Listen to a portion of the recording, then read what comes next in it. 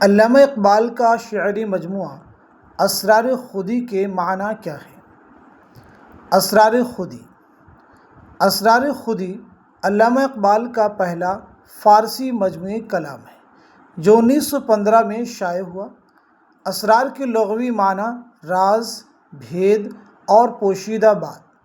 خودی کے لغوی معنی انا پرستی، خود پرستی، خود مختاری، خود سری، خود غرضی، نخوت اور تکبر کے ہیں، جبکہ علامہ اقبال نے اس لفظ کو غرور و تکبر کے بجائے بالکل نئے معنوں میں یعنی احساس نفس، تعین ذات، احساس غیرت مندی، جذب خودداری، اپنی صلاحیتوں کو پہچاننے اور انہیں استعمال میں لاتے ہوئے آگے سے آگے بڑھنے کے معنی میں استعمال کیا ہے۔ اس طرح اسرار خودی کا مطلب ہوا اپنے آپ کو پہچاننے اور اپنی ذات میں چھپی صلاحیتوں کو دریافت کرنے کے راز۔